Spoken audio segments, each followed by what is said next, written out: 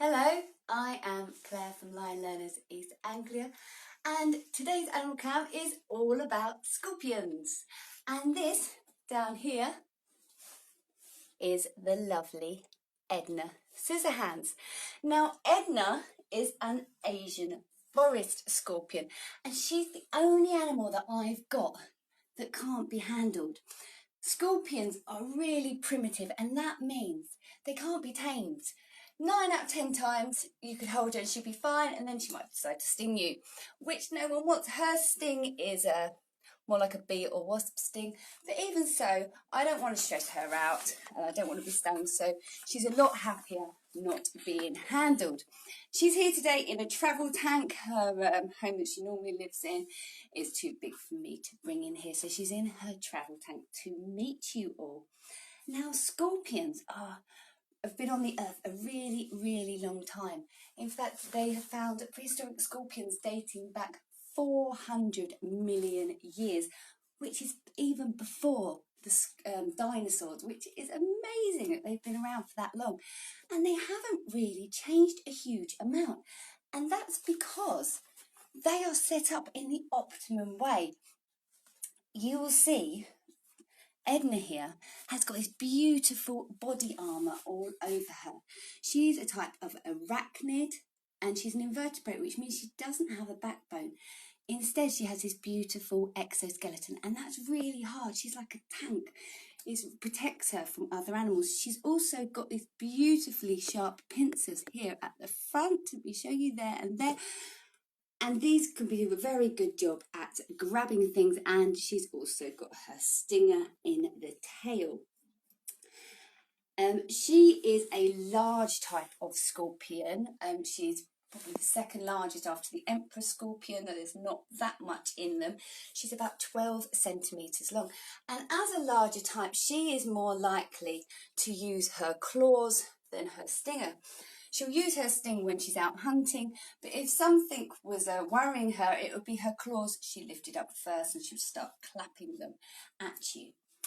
As an arachnid, she has 8 legs. She's related to spiders. Her habitat, she lives on the rainforest floor from Malaysia to India, and she'd live under rocks and logs, and she comes out at night to hunt because she's nocturnal, which means she sleeps during the day, and at night she comes out to hunt, and that is when the magic happens, because under moonlight, and I have got our fake moonlight here as a UV torch, she does this. She completely changes colour. She glows. The technical term is that she fluoresces. And all scorpions have the ability to fluoresce. And the blue-green colour is caused by a chemical reaction that occurs in the outer layer of her exoskeleton when she comes into contact with UV. Scientists call this layer in their exoskeleton the hyaline layer, and it's tough stuff. Scientists have found that this hyaline layer will continue to glow even after the scorpion has died. Some scorpion fossils from millions of years ago have even been found to still fluoresce today, which is just crazy. The only time Edna here won't glow is when she was molting. She's actually fully grown up now, so she doesn't molt anymore, but as she was getting to full size, she would molt, which would mean she would take off her entire exoskeleton to get bigger. And the week after she has taken off her old exoskeleton and the new one's hardening, that's the only time she wouldn't glow. Now, the question is, why do scorpions want to glow? We now know the science behind it. It's in the hyaline layer in their exoskeleton. But why do they want to do this? And this is a big mystery of the natural world. No one actually knows why. And obviously, we can't ask the scorpion, hey, why do you want to glow? So scientists have put forward lots of different theories, but no one knows which of these is actually right, or if any of them is actually right. One of the theories that's been put forward is that she glows like this to attract prey. She eats insects And if you've ever been out at night and seen a light on at night, especially in summer, you will see insects crowding around it. So one argument is that she glows like this, so the insects come to her. But another train of thought is that insects actually don't like fluorescent light, so maybe that's not the reason. Another reason put forward is that she does it to scare or confuse her prey. So it must be a bit off-putting if you were trying to eat someone and they started glowing. So that's another reason that's been put forward. Also in nature, blue is not really a natural colour, and things that are blue are often quite poisonous. Things like poison dart frogs can be this lovely luminous blue as well. And they are very poisonous, so maybe she's tricking other animals into pretending she's more poisonous than she actually is. Another reason put forward is they glow like this to find each other. In the rainforests of Southeast Asia, where she is from, it's very, very dark. But if they glow like this during mating season, they can find each other more easily. But a more recent study suggests that they glow like this as a way of actually avoiding going into the moonlight. So she will spend her time under logs and rocks.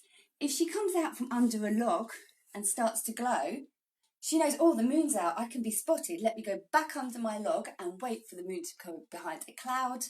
She pops up again when the moon's behind the cloud and doesn't glow, and knows that is a better time to go hunting. But as I said, no one actually knows the real reason. But whatever the reason for is, they do look very stunning when they glow. Right, we are now going to meet another scorpion of sorts. But before we do, I would like to say a few quick shout outs. I would like to say hello to Arthur. I would also like to say hello to Lenny and Vic, and to Finley and Rafe, because I know that these guys have all been watching. So hello to you.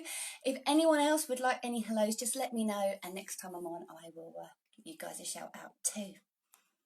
Right, we're going to say goodbye to Edna, and we are going to meet another animal.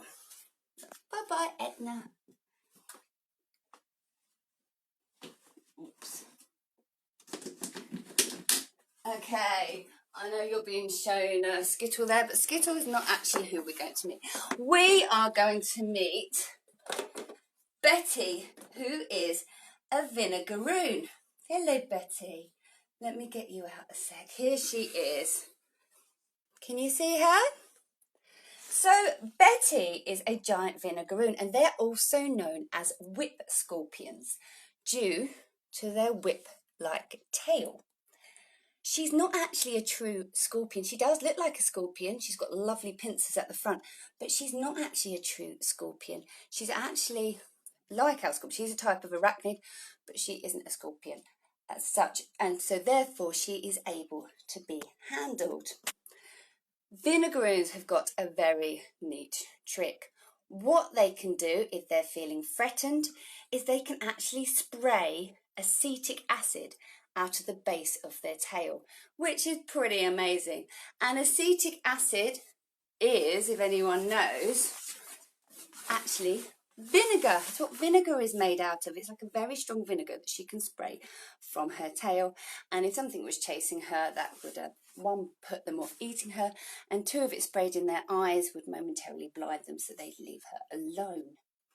As an arachnid, she has 8 legs. You will see the 6 at the back are a lot shorter than the 2 very long ones at the front. These 2 long ones at the front detect movement and vibration. They almost act like feelers. She's got very bad eyesight. She's got 8 eyes, but she's got really bad eyesight. So she uses these legs as feelers to move her way around. Here she goes. So you can get different types of vinegaroons. This type, the giant vinegaroon, is from Southern America and Mexico. You will see them living on the rocky floors. They might give you a bit of a surprise if they popped out under a rock. Look at her beautiful pincers moving there. Doesn't she look stunning? Oops. There she goes. And she is another type of invertebrate, which means she is a minibis. She doesn't have a backbone. And she is also a predator. She eats insects. And she's actually quite greedy. She'll eat a cricket a day. And what she will do is grab hold of the cricket with those front pincers there and hold it almost like how we use our hands. She will hold the food in it while she's eating. She's just having a walk around my hand. You can see her feeling her way along there.